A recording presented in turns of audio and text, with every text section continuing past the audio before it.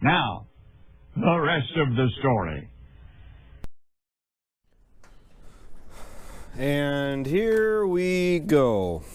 So I think I finally got the camera thing figured out. I got a couple of these floating around. I mean, this is an older one. You can see why we don't use this stand anymore, but I'm gonna take this piece off. I can still save this, and I mean, the camera holder is still sitting good, but that's not why we're talking here. This guy right here that I plugged my microphone into, that was bad on the one I was using, so I swapped you out with a new one. So if the microphone doesn't work now, I guess if you can't hear me, I guess it's probably just on you at this point. So the machine shed is shut. This is a catch you up video. It's cold out. The wind is blowing pretty good, actually. Shut the heater off so you guys can once again hear me without having to listen to that. The planter is not done, but winding down. Oh heck, it's done. The reason I say that it's maybe not necessarily completely done is just because now I'm going through and just setting everything. So all the chains are done. So we got the short guys, the longer drive. Oh, excuse me. The longer chains here. All of the chains on the driving mechanism, and we're good to go. All the chains are junk. I'll show you that here. Why we go through every single year. If I don't do it now, I won't do it. So let's just go back over and show you quick. Generally, growing up never used to be a big deal because, you know, growing up we milked cows and we raised cattle, and there was never really a huge emphasis on yield. Quite literally, quite honestly, until 2013. You know why that is? Because that was the first year I started raising row crops for myself to make money. And then when it really mattered to me what yields were doing, and that's really from then on, really started to have more of an emphasis on it. So we never really worried about the chains that much. I mean, granted, we weren't planting here as many crops, but this is a good example of what can happen to these chains if they sit for an extended amount of time. They rust. See, we got a kink here. This chain, I'm going to go ahead and say is 2 years old, but oh, the connector's gone, because the connector really showed, it's the piece that goes across like that, of course, but it was solid rust, which you can see is what was really going on in there. But as you can tell, it's got buildup of dirt and grime. When I put the planter away, I avoid spraying the chains on the planter. I try to just get largely the areas the fertilizer is making contact with, because I don't want to introduce moisture into our roller chains and get them stuck. The way prices are going, and honestly even the way prices were before, like $1.50 ago, we started going through, it just justifies going through and just changing all the chains and just not risking it. The reason you don't risk it is because all it takes is for one of these guys, you know, just, you know, doesn't exactly want to, you know, turn just right, which I'm actually forcing that quite a bit, to give you a kink anywhere in that driver all the way to the row units, and it's a reverberation through the whole planter. And we had that, it was like 4 years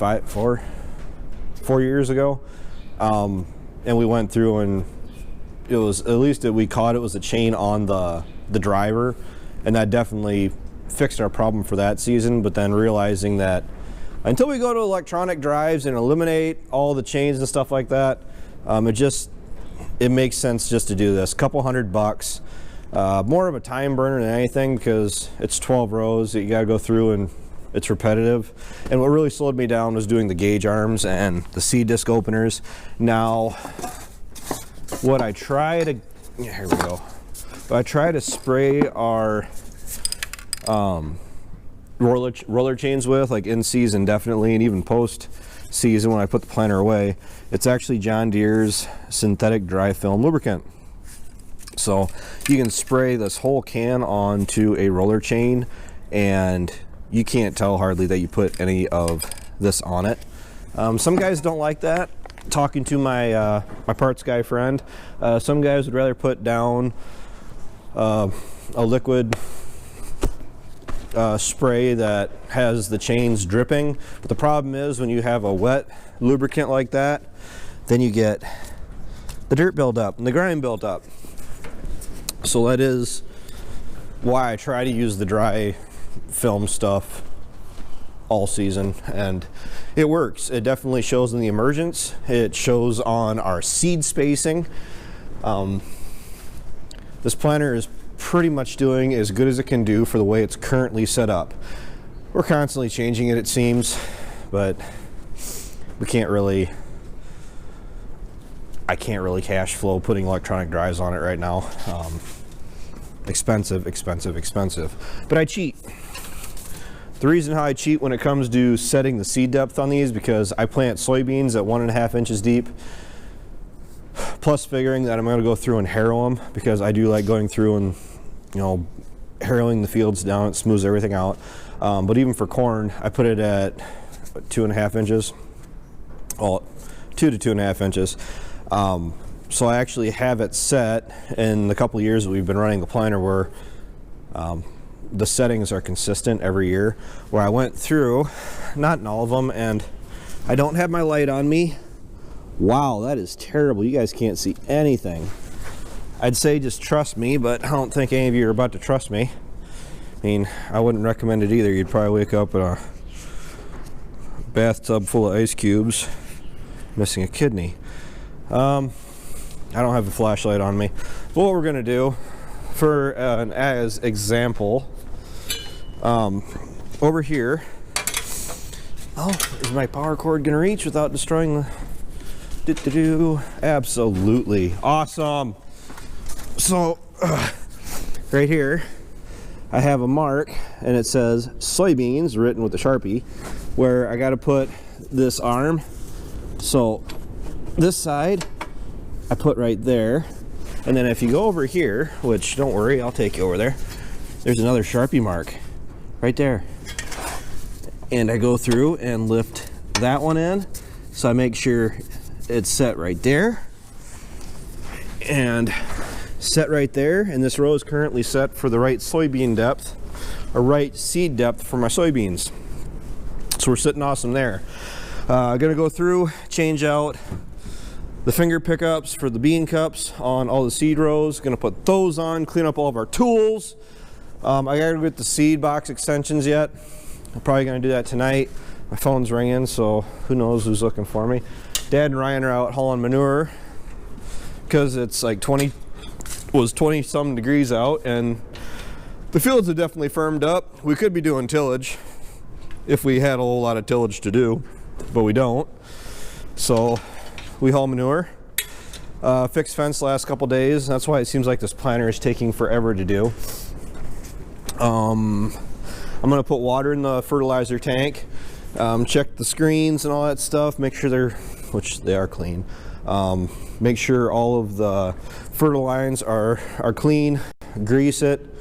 I'm gonna probably hose down the frame and all that stuff real quick, but the tractor needs all the dust and stuff washed down on it. Oh, I guess I really hadn't paid too close attention, but that's actually Dad's plug-in for his hood, the lights on the front.